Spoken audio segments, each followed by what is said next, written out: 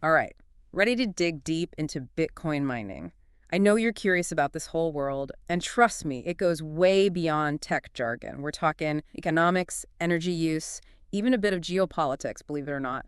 It really is fascinating, how Bitcoin mining is like the backbone of the entire Bitcoin system. So it's not just creating new Bitcoin, there's more to it. Oh, absolutely. Yeah. Bitcoin mining is all about securing the network, making sure those transactions are legit, and preventing anyone from, well, cheating the system. And it all boils down to this problem that's been bugging digital currencies from the get-go, the double spend problem. Okay, I've heard that term thrown around, double spend problem. But break it down for me like I'm hearing it for the first time. Imagine like a digital dollar bill, right? You could theoretically copy it and spend it twice, couldn't you? That's exactly what Bitcoin mining tackles. Think of it like a giant Sudoku puzzle, and everyone's racing to solve it. The first one to crack the code adds the next page to Bitcoin's ledger, we call it the blockchain, and gets some Bitcoin as a reward. So each block on that blockchain, it's like a page in this massive Sudoku puzzle, right? Verifying all those transactions, ensuring no Bitcoin gets spent twice. Exactly. We call this system proof of work. And just like a real Sudoku, it takes brain power. Well, in this case, it's a ton of computing power and electricity. That makes sense. But why would anyone go through all that trouble to mine Bitcoin? What's the motivation? Is it all about the money? Well, the potential for profit is definitely a big draw, no doubt. But there are other reasons too. Some miners are in it for the challenge, the thrill of solving these crazy complex problems. Others feel like they're contributing to Bitcoin's security, keeping it decentralized. So a mix of folks driven by profit and those who believe in the tech and its potential, right? Precisely. And you can't forget about mining pools. These are groups of miners who team up, combining their computing power to boost their chances of solving those puzzles and getting those rewards. It's like teamwork, but in the digital world. That brings up a practical question for anyone intrigued by all this.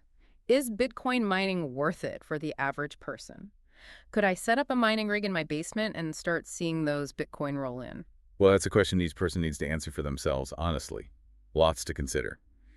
The cost of the mining hardware, Bitcoin's price, which, goes up and down like a roller coaster, how difficult mining is getting, and of course, how much electricity costs where you live.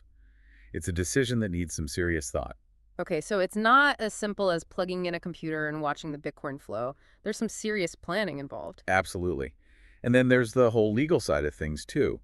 Bitcoin mining isn't exactly legal everywhere, it's like a big global puzzle, each country having its own stance on this whole phenomenon. So where does Bitcoin mining fit in globally? Any interesting examples of countries embracing or rejecting this whole thing? Well, some countries are welcoming Bitcoin miners with open arms. Iceland, for example, it's become a hotspot for mining, thanks partly to all that geothermal energy they have. And then you have El Salvador, they made headlines with their Bitcoin city powered by a volcano. Talk about a bold move. Wow, that's incredible. So some countries are all in on Bitcoin mining while others are hitting the brakes, huh? Yeah, it's like some see it as a golden opportunity while others, well, they're putting on the brakes, even banning it outright. Places like Algeria, Nepal, Russia, Bolivia, Egypt, Morocco, Ecuador, and Pakistan have all said no to Bitcoin mining. It's a constantly changing landscape, so staying up to date on the regulations in your area is crucial. Sounds like the legal and regulatory side of Bitcoin mining is as complex as the tech itself. But let's say you've done your homework, you're in a place where it's legal, and you're ready to dive into mining. How do you actually get paid for all your efforts? Is there like a Bitcoin fairy godmother who delivers your earnings? Huh, not quite. Miners get rewards in a couple of ways: block rewards and transaction fees. Okay, break this down for me. Time for Bitcoin Mining 101. So the block reward is the exciting one. It's freshly minted Bitcoin awarded to the miner who successfully adds a block of transactions to the blockchain. Currently, that reward sits at 6.25 Bitcoin. But here's the catching. It gets cut in half every 4 years. Wait, so the reward keeps shrinking. Why is that? That's the cool part. This halving is baked right into Bitcoin's code. It's designed to control inflation and keep Bitcoin scarce. It's a fundamental difference between Bitcoin and traditional currencies, which, can be printed endlessly. Eventually, all the Bitcoin will be mined, and miners will rely only on those transaction fees. So it's like mining a deflationary asset. That's a big reason why some people call Bitcoin digital gold, right? Limited supply, unlike those traditional currencies that governments can just keep printing. Exactly. Now, about those transaction fees, think of them like tips from people sending Bitcoin. Users pay these fees to incentivize miners to include their transactions in the next block. So it's like paying extra for expedited shipping when you order something online. You're willing to shell out a bit more to make sure your transaction goes through quickly. Perfect analogy. And as that block reward keeps shrinking, these fees will become more and more important for miners to, well, stay profitable. Okay, starting to see the financial side of things here, but let's get down to the nitty-gritty. What kind of computer do you need for Bitcoin mining? Can I just fire up my old laptop and start mining away? I'm afraid those days are long gone. If you're serious about Bitcoin mining today, you need specialized hardware called ASICs, application-specific integrated circuits. They're built specifically for this. ASICs. Sounds intense. What makes them so special for mining? They're incredibly efficient at doing the exact calculations needed for Bitcoin mining. Trying to mine Bitcoin with a regular CPU, GPU, or even a fancy FPGA is like bringing a knife to a gunfight, really. So these ASICs are the big guns of the mining world, huh? You could say that. To give you an idea of the power difference, the best graphics card from before ASICs could handle maybe 800 million hashes per second. Today, an average ASIC can do a mind-blowing 100 trillion hashes per second. Wow, that's a huge difference in processing power. So what should someone look for when choosing an ASIC? Is it all about getting the most powerful one they can find? There's a bit more to it than that. You've got three key factors to consider: hash rate, how much electricity it uses, and the cost of the unit itself. Okay, break down those factors for me. What should we be looking for? Well, the hash rate is basically how many calculations the ASIC can do every second. The higher the hash rate, the better your chances of solving a block and getting those rewards. Think of it like horsepower in a car. So it's like choosing a car with a powerful engine. More horsepower, more speed, right? Exactly. But we also need to consider fuel efficiency. In this case, it's how much electricity the ASIC gobbles up. These machines can be real energy hogs, and the cost of electricity can make or break your mining operation. So finding the sweet spot between a powerful engine and good gas mileage, right. Don't want to spend a fortune on electricity just to keep the mining rig running. Exactly. And then there's the cost of the ASIC itself. You have to weigh that initial investment against the potential returns. Some manufacturers offer more efficient ASICs, but they come with a heftier price tag. Others prioritize affordability over top-notch performance. So it's all about balance: performance, efficiency, and budget. Find the right ASIC that fits your goals and resources, right. But with all this talk about electricity, doesn't location play a huge role in mining profitability too? You're absolutely right. Remember how we talked about electricity costs? Well, they can make or break your mining venture. In many developed countries, residential electricity prices are just too high to make Bitcoin mining profitable. So where do these savvy Bitcoin miners set up shop if they can't mine from their basements? They strategically locate their operations in regions where electricity is plentiful and cheap. Think China's Sichuan province, Iceland, parts of Russia, the US, and Canada. These places often have access to hydroelectric power from dams, which makes for really cost-effective energy. Like finding a hidden valley with a secret stash of cheap electricity, powering a whole city of mining rigs. A very vivid image. To give you an idea of the price difference, residential electricity in many developed countries can be anywhere from reals and 15 cents to $57.25 per kilowatt hour, while these mining hotspots often have prices below 0.6 cents. That's a massive advantage. No wonder they flock to those areas. It's like an oasis for their power-hungry ASICs. Exactly. And if you're thinking about mining, a good rule of thumb is to aim for electricity prices below $0.10 per kilowatt hour to boost your chances of making a profit. Okay, starting to get a picture of how location and energy costs are just as important as the hardware itself. But let's talk about the elephant in the room: profitability. Is it actually possible to make money doing this? Ah, the million-dollar question. The truth is, Bitcoin mining profitability is a roller coaster, heavily influenced by Bitcoin's price swings. When Bitcoin's price skyrockets, in a bull market, more miners jump in, hoping to strike gold. But all those new miners increase the difficulty of mining, making it harder to earn those rewards. So it's like a self-regulating system. The more popular Bitcoin gets, the tougher it is to mine, which helps control the supply and maintain its value. Precisely. More demand brings more miners, which ramps up the difficulty. It's this fascinating interplay of price, participation, and difficulty. So what does this mean for miners in the long run? How do they stay ahead of the game in such a constantly shifting landscape? That's what makes it so dynamic. Miners need to be adaptable, always evaluating their operation, maybe even upgrading their hardware to stay competitive. Some even relocate their entire mining rigs to take advantage of cheaper electricity costs. Sounds like Bitcoin mining is a constant race to stay ahead of the curve, adapting to changes in technology, price, even geography. Definitely not for the faint of heart. That's one way to put it.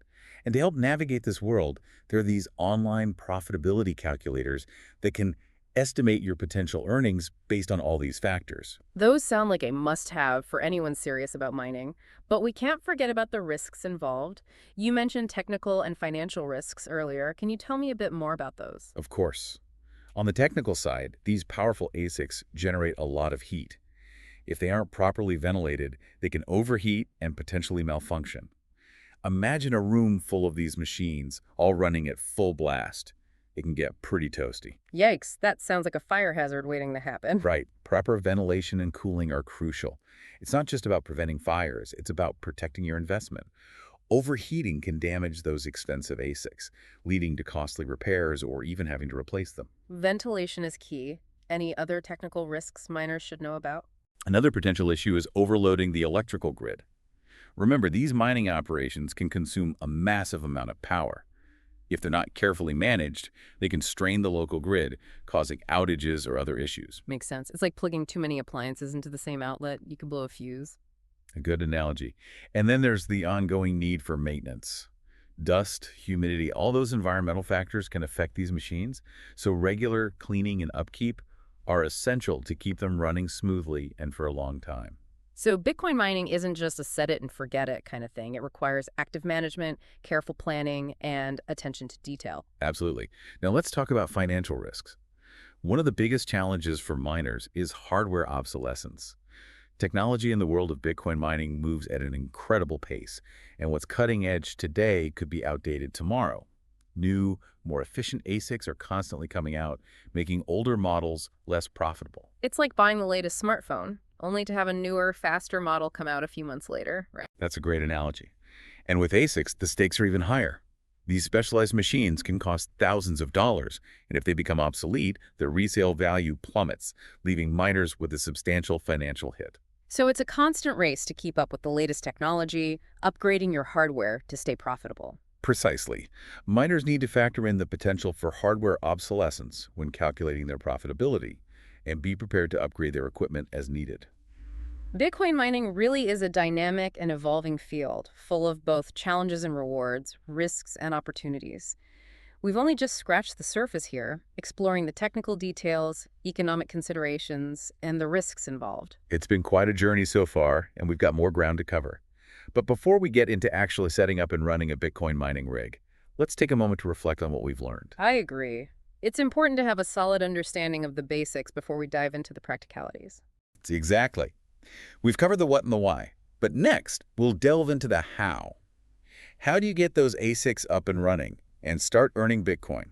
We'll explore that after a short break. Sounds good to me. Let's take a moment to let all this information sink in, and then come back ready to get our hands dirty with the nuts and bolts of setting up a Bitcoin mining operation. We'll be right back. All right, we're back, ready to get our hands dirty.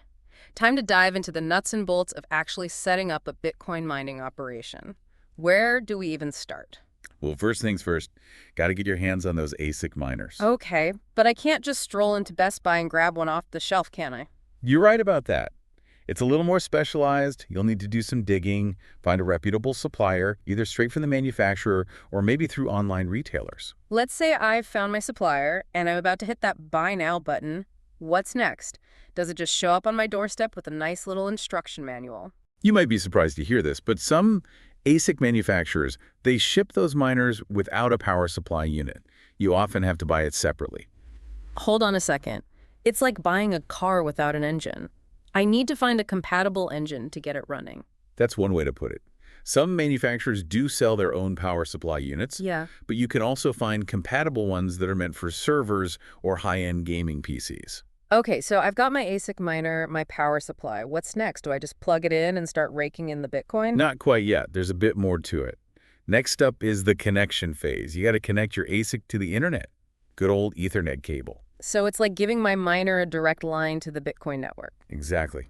This connection is super important. It lets your ASIC chat with the rest of the network, receive those work assignments, and contribute as processing power to the whole thing. Got it. Connect it to the internet. Check. What's next? Now it's time to configure your ASIC. You can do this through your web browser, kind of like setting up your home router. You need to get to the miner's web panel by typing in its local IP address. Noticing a theme here. Lots of connecting and configuring. You got it. It's all about getting that miner set up so it can talk to the Bitcoin network and start doing its job. Crunching those complex math problems and competing for those sweet, sweet rewards. Hold up, though. We haven't talked about those mining pools yet. Remember those? Ah, yes, the mining pools. Essential for most individual miners, really. Going solo is like trying to win the lottery by yourself. Those chances of success are, well, pretty slim. So mining pools are like teaming up with other miners to boost your odds, right? Precisely. Hmm. By combining your computing power, you seriously increase your chances of solving those puzzles and getting a share of the rewards. It's all about collaboration. Makes sense. So how do you join one of these mining pools? Is there a secret handshake or something? Huh. It's way simpler than that. First, you got to choose a mining pool that you trust. There are tons out there, each with its own set of rules, fees, and payout structures. Sounds like I need to do some research and find a pool that fits my goals, huh? Exactly. Think of it like choosing a gym or maybe a social club. You want to find one that suits you. Okay, I've picked my pool. What's next? You'll need to create an account with them. Usually pretty simple, just basic info and setting up a Bitcoin wallet where those rewards can land. All right, so I've got my ASIC miner, power supply, internet connection, mining pool membership. Are we finally ready to start mining? Almost there. Last step is configuring your ASIC to connect to the pool you chose. They'll give you the connection details, things like server addresses and port numbers. You plug that info into your ASIC's web panel. Got it. So I'm basically telling my ASIC where to go to join the pool and get to work. You got it. Once you've entered those details, your ASIC will start talking to the mining pool, getting work assignments, and contributing its processing power to the team effort. Time to shine. Wow, quite a process. It's amazing how much goes into setting up a Bitcoin mining operation. It's definitely a multifaceted endeavor. Hardware, software, networking, even a bit of economics and strategy involved. You're essentially building a mini data center right there in your home or office. That's a great way to put it. So everything's up and running. What's next? Now comes the ongoing management part.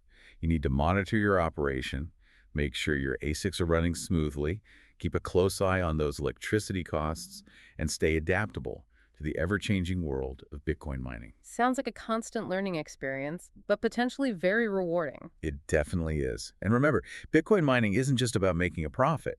It's about contributing to the security and decentralization of this groundbreaking network, a technology that has the potential to, well, revolutionize finance and more. That's a great point. Okay, so we've covered setting up a mining rig, but let's circle back to the economics of it all. You mentioned earlier that profitability in Bitcoin mining can be a wild ride. What makes it so volatile? Right, so remember, Bitcoin mining is competitive. When Bitcoin's price surges, which it tends to do, a flood of new miners jumps in, hoping to cash in. But all those new miners, they increase the difficulty of mining, making those rewards harder to earn. It's like a gold rush. Everyone wants a piece of the action. Exactly.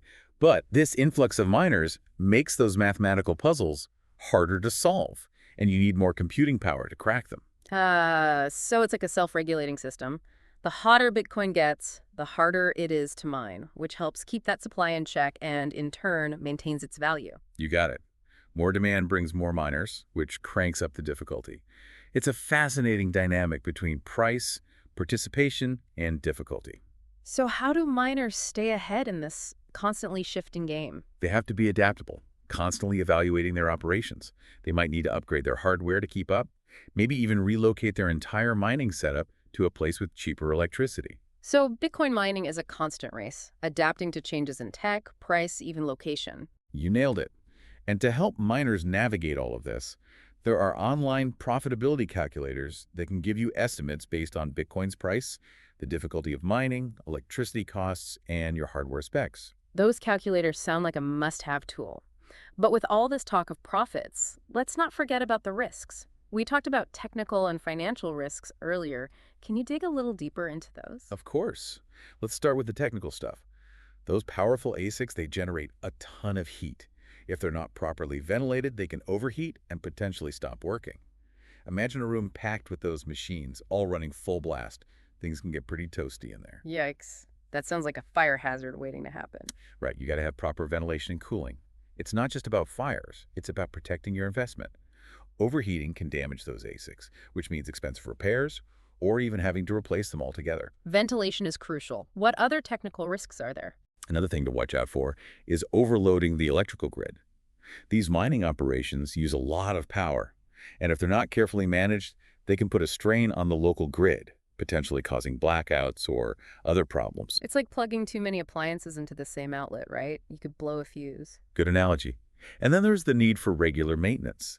Dust, humidity, all those environmental factors can affect these machines. Yeah. So keeping them clean and well-maintained is key to keeping them running smoothly and for a long time. So Bitcoin mining isn't just a set-it-and-forget-it operation. It takes active management, constant monitoring, and a willingness to adapt. Absolutely. Now let's switch gears to the financial risks. One of the biggest challenges for miners is something called hardware obsolescence. Technology moves super fast in this world, and what's top of the line today could be outdated tomorrow. New, more efficient ASICs are always hitting the market, which makes those older models less profitable. It's like buying the latest smartphone, only to see a newer, faster model come out a few months later. Exactly. And with ASICs, the stakes are even higher. These machines can cost a lot of money, and if they become obsolete, their resale value tanks, leaving miners with a big financial loss. So it's a constant race to keep up with the latest technology, upgrading your hardware to stay in the game. That's right. Miners have to consider that potential for hardware obsolescence when they're calculating their profitability and be ready to upgrade their equipment as needed.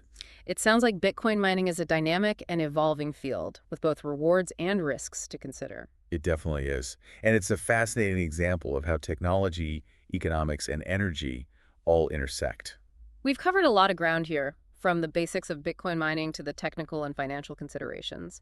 But I think there's one more critical aspect we need to discuss: the environmental impact of Bitcoin mining. Absolutely. We can't ignore the energy consumption involved. It's been a hot topic for sure. So what are the implications of all this energy use? It's a complicated question, no easy answers. There are definitely concerns about whether Bitcoin mining is sustainable, especially if it continues to rely so heavily on fossil fuels. That's understandable. Fossil fuels contribute to climate change, so it's natural to be concerned about their use in Bitcoin mining. Right. But it's not all doom and gloom. There are efforts underway to make Bitcoin mining more sustainable. That's good to hear. What are some of the ways miners are trying to reduce their impact? Some miners are turning to renewable energy sources like hydroelectric, solar, and wind power. Switching to cleaner energy can significantly reduce the carbon footprint of their operations. It makes sense. If you're going to use a lot of electricity, it's better to get it from sources that don't harm the environment. Exactly. And there are technological advancements happening all the time aimed at improving the energy efficiency of the mining hardware itself. So more efficient ASICs that can do the same amount of work but use less energy. Exactly. Those innovations can play a key role in reducing the total energy consumption of the Bitcoin network. It sounds like the Bitcoin mining industry is actively trying to become more environmentally responsible. It's a work in progress, and it's crucial for miners and the community as a whole to be conscious of the environmental impact and work towards solutions that are sustainable. Well said. We've explored the technical, the economic, the geopolitical, and even the environmental aspects of Bitcoin mining. It's a truly fascinating and complex topic. It certainly is. And while we've covered a lot of ground here, there's always more to learn. This world is constantly changing, with new technologies and challenges emerging all the time. I agree. It's a dynamic field that demands constant learning and adaptation. But I think we've given our listeners a strong foundation to understand this complex and evolving world. I hope so, and I encourage everyone to keep digging deeper. There's a wealth of information out there, and the more you learn, the better equipped you'll be to navigate this exciting and potentially revolutionary technology. Absolutely. So, on that note, we've reached the end of our deep dive into Bitcoin mining. It's been a really insightful journey, and I hope our listeners now have a deeper understanding of this fascinating world. I couldn't agree more. It's been a pleasure exploring this with you. Likewise. And to our listeners, thank you for joining us. Until next time, keep exploring and stay curious. All right, we've talked about what Bitcoin mining is, why it matters, and even some of the hurdles involved. But now let's get down to brass tacks. How do you actually set up a mining operation, and start generating those Bitcoin rewards? Well, you've already taken that first step, getting those ASIC miners.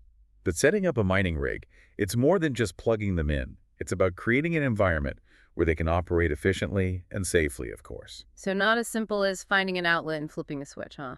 Not quite. You got to think about things like ventilation, got to keep those miners cool, Okay. right? A stable power supply is crucial too. They could be pretty power hungry. And of course, a solid internet connection is a must to link your miners to the Bitcoin network. Sounds like I'm building a miniature data center in my basement. That's a good way to think about it. Just like a data center, you got to consider the physical space, cooling systems, and how you're going to manage all that power. Okay, so I've got my ASICs, figured out the logistics of my mining space. What's next? Now it's time to connect those miners to the internet and configure them to join a mining pool. Remember, mining pools are essential for most individual miners, combining computing power to increase your chances of finding a solution and getting those rewards. It's like teamwork for Bitcoin miners, right? Exactly. Joining a mining pool is like joining forces with other miners to tackle those complex math problems together. But choosing the right pool, that's important too. What should I be looking at when choosing a mining pool? What factors matter? You want to consider things like the pool size, how much they charge in fees, their payout structure, and of course their reputation. Do your research, read some reviews, and find a pool that aligns with your goals and, what you value as a miner. So it's like choosing any service provider. You want to make sure they're reliable and trustworthy. Exactly. Once you've picked a pool, you'll need to create an account and then configure your ASICs to connect to it. The pool will give you all the connection details, things like server addresses and port numbers, which you'll enter into your ASIC's web interface. So it's like putting in the address of the gym where you're going to work out with your fellow miners. A perfect analogy. Yeah. And once you're connected, your ASICs will start getting those work assignments from the pool and contributing their processing power to the collective effort. It's showtime. It's really incredible how much goes into setting up a Bitcoin mining operation. It's a mix of technical knowledge, strategic planning, and even a bit of community spirit, wouldn't you say? Absolutely. Right. But remember, it doesn't stop with setting up the mining rig. It's an ongoing process, monitoring everything, adapting to changes, and staying ahead of the curve in this ever-evolving landscape. So what does that ongoing management look like in practice? What are the key things miners need to keep in mind? Well, it starts with keeping a close eye on how your ASICs are performing, making sure they're running smoothly and efficiently. Keep tabs on things like temperature, hash rate, and how much energy they're using. So like checking the vital signs of your mining operation, making sure everything's in tip-top shape. Exactly. And you've got to stay up to date on what's happening in the Bitcoin mining world. Changes in mining difficulty, new technologies, and even new regulations. It really sounds like Bitcoin mining is a continuous learning process, always adapting. It is. It's not a passive investment by any means. It takes active involvement, a willingness to learn and grow, and a passion for this incredible technology. Well, I think we've given our listeners a really comprehensive look at Bitcoin mining. We've explored the technical side, the economic factors, the environmental considerations, and even the practical steps to set up and run a mining operation. It's been a fantastic deep dive, and I hope our listeners now have a much deeper understanding of this complex and, frankly, revolutionary technology. I agree. Bitcoin mining, it's a fascinating world where innovation, economics, and energy all come together. And it's shaping the future of finance and beyond. If this deep dive has piqued your interest, I encourage you to keep exploring, keep learning about this dynamic and ever-evolving world.